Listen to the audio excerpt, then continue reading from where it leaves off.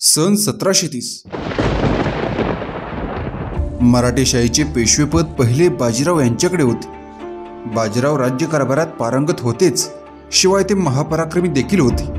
छत्रपती शाहू महाराजांनी या चाणाक्ष पेशव्यावर कमी वयात मोठी जबाबदारी टाकली होती आणि त्यांनी ती व्यवस्थितपणे पार देखील पाडली होती। निजामापासून ते उत्तरेतल्या मोगलांपर्यंत त्यांनी मराठा सैन्याची धडकी बसवली होती। व्यापाराच्या नावाखाली भारतात आलेल्या इंग्रज, डच, पोर्तुगीजांनी 18व्या शतकापर्यंत आपलं सैन्य उभारत हळूहळू आपले पाय रोवण्यास सुरुवात केली होती। विशेष म्हणजे पश्चिम किनारपट्टीवर पोर्तुगीजांचे वर्चस्व होते। या फिरंगी व्यापारांचा मनसुबा ओळखूनच छत्रपती शिवाजी महाराजांनी आरमाराची स्थापना केली, सिंधुदुर्गसारखा किल्ला उभारला। छत्रपती शंभूराजांनी देखील पोर्तुगीजांवर चांगलाच वचक ठेवला होता, पण पुढे औरंगजेब दक्षिणेत उतरला।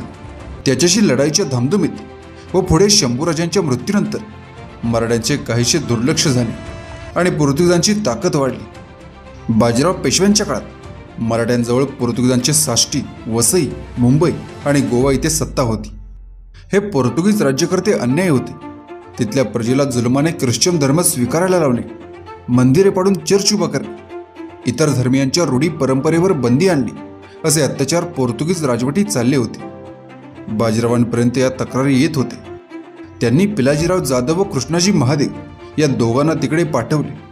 त्यांनी कॅम्बे येथे पोर्तुगीजांचा पराभव केला। पोर्तुगीजांनी मराठ्यांकडे मैत्रीचा हात पुढे केला। तेव्हाच्या तहानंतर दोन्ही सत्तांमध्ये काही काळ शांतता होती, पण 1737 नंतर परत संघर्षास प्रारंभ झाला। याला कारणीभूत ठरला नवा पोर्तुगीज गव्हर्नर सँडोमिल। तो आक्रमक वृत्तीचा होता। त्याने मराठ्यांविरुद्ध भूमिका घेतली होती। यातूनच त्याने ठाण्यामध्ये नवीन किल्ला उभारण्यास सुरुवात केली होती। पोर्तुगीजांशी सलोखा ठेवून व्यापार वाढवण्याच्या दृष्टीने बाजीरावांनी साष्टी येथे वकार उभारण्याची परवानगी मागितली। 1732च्या तहानुसार मराठ्यांना वकार उभारू देणे पोर्तुगीजांना बंधनकारक होते। तेव्हाच्या गव्हर्नरने तशी परवानगी दिली, परंतु वकारीची जागा निवडण्याची जबाबदारी साष्टीच्या सेनापतीची होती। पण तो नेमका पोर्तुगालला गेला होता आणि हे काम गव्हर्नरच्या पुतण्या लुई बेटेल्लो याच्याकडे आले। हा लुई बेटेल्लो स्वभावाने रागीट होता। मराठ्यांच्या प्रती त्याच्या द्वेषाची भावना होती। परवानगी घेण्यासाठी गोवा दरबारात आलेल्या वेंकोजी जोशी या वकिलाचा त्याने अपमान केला। तहाचा करारभंग करून त्याने परवानगी तर नाकारलीच, वरून बाजीराव पेशव्यांना शिवी हासडली। हा वृत्तांत पेशव्यांच्या पर्यंत पोहोचवण्यात आला। जोशींनी पाठवलेल्या पत्रात म्हटले आहे की फिरंगी लबाडी केली। पत्र पाठवले त्याचे उत्तर मगरूरपणे लिहिले। याकरिता त्याला ठेचगा द्यावा म्हणून लिहिले। निदान 2-2.5 हजार माणूस व 1,500 व 2,000 स्वार सिद्ध करावे, म्हणजे स्वामींचे प्रतापे कार्य सिद्धीच जाते। पोर्तुगीजांचे वागणे पाहून बाजीराव पेशवे संतप्त झाले। हा फक्त त्यांच्या वैयक्तिक नाही, तर संपूर्ण मराठेशाहीच्या पेशवेपदाचा अपमान होता। पोर्तुगीजांना कायमची अद्दल घडवायची याचा मनसुबा पेशव्यांनी आखला। अतिशय गुप्तपणे हल्ल्याची तयारी सुरू केली। त्यावेळी पुण्यात भवानी मातेच्या उत्सवाची धामधूम सुरू असल्यामुळे कोणाला शंका आली नाही।